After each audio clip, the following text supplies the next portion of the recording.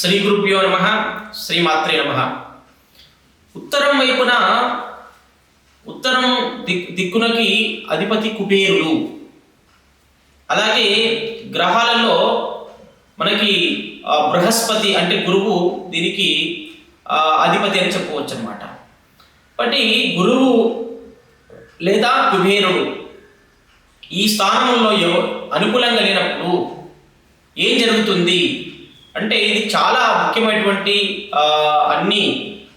అన్నిటికంటే కూడా ఎక్కువ ప్రాధాన్యం ఉన్నటువంటి ప్రదేశం ఉత్తరం అని చెప్పవచ్చు. కాబట్టి ఈ ఉత్తరం లోపల ఈ వీటి యొక్క శక్తి హీనమైనప్పుడు జరిగేటటువంటి సమస్యలు ఏంటి, ఏర్పడే దోషాలు ఏంటి అంటే ముఖ్యంగా వ్యాపారులకు వ్యాపార నష్టం జరిగేటటువంటి అవకాశం ఉంది. వ్యాపారులకు విపరీతమైనటువంటి నష్టం వాటిల్లుతుంది. ఒక ఫ్యాక్టరీ పెట్టాము, లేకపోతే ఒక బట్టల షాప్ పెట్టాము, ఇంకో పెట్టాము అంటే ఇక్కడ ఉత్తరములో ఎనర్జీ లేకపోతే ఆ వ్యాపారం మూతవేయాల్సిందే. ఎందుకు అంటే అక్కడ ఈ యొక్క కుబేరుడు ఇన్యాక్టివ్ ఉండడం వలన, గురువు ఇన్యాక్టివ్ ఉండడం వలన. అలాగే తరచుగా దొంగతనాలు జరిగేటటువంటి అవకాశం ఉంది. అది ఇల్లు కానీ, షాప్ కానీ, ఫ్యాక్టరీ కానీ ఏదైనా తీసుకోండి. అక్కడ ఆ ప్రదేశంలో ఈ స్థానంలో లోపం ఏర్పడ్డప్పుడు, ఈ స్థానంలో శక్తి లేనప్పుడు దొంగతనాలు జరిగే అవకాశం ఉంది. ఇంకోటి ఏంటంటే అనారోగ్య సమస్యల విషయంకి వచ్చేసరికి మెదడుకు సంబంధించినటువంటి వ్యాధులు వచ్చేటటువంటి అవకాశం కూడా ఉంది. మెదడుకు సంబంధించిన సమస్యలు ఉత్పన్నమవుతుంటాయి. ఏంటి అంటే జ్ఞాపక శక్తి మందరించడం కావచ్చు, బ్రెయిన్కి సంబంధించిన తలనొప్పి రావచ్చు, లేకపోతే ఏదో ఒక రకమైనటువంటి హెడ్కి సంబంధించిన సమస్యలు, బ్రెయిన్కి సంబంధించిన సమస్యలు వచ్చేటటువంటి అవకాశాలు ఉంటాయి అన్నమాట. ఇంకోటి ఏంటంటే మన గృహంలో జీవిస్తున్నటువంటి వాళ్ళకి సంతానం లేనటువంటి వాళ్ళకు కూడా సంతానం కూడా కాకపోవడానికి కారణం ఈ స్థానంలో కూడా మనం చెప్పవచ్చు. ఒకవేళ సంతానం ఉన్నా ఏదో రకమైన సంతానం అయినప్పటికీ కూడా వాళ్ళు జన్మించే వాళ్ళు అంగవైకల్యంతో జన్మిస్తారు.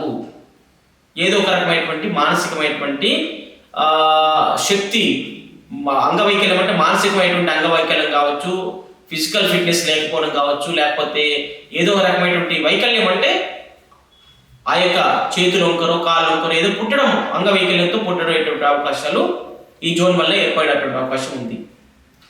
కాబట్టి ఈ దిక్కుని మనం సరి చేసుకోవాలంటే సైంటిఫిక్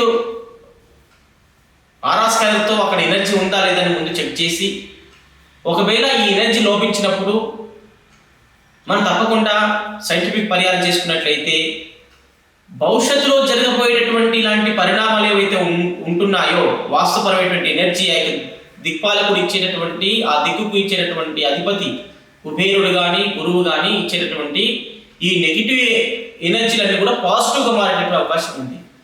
కనుక మన ఇంట్లో ఈ యొక్క 16 జోన్స్ ఏవైతే ఉన్నాయో 16 జోన్స్ మనము చెక్ చేసుకొని వీటికి పరిహారం చేసుకోవాలి.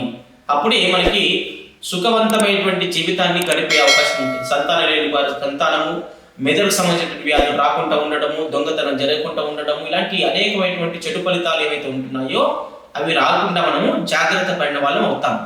లేదు పరిహారం చేసుకోలేము, వాస్తుశాస్త్రాన్ని సైంటిఫిక్ వాస్తుశాస్త్రాన్ని నమ్మలేము అన్నప్పుడు అవి అనుభవించి తీరాల్సిందే. శుభం భూయాత్.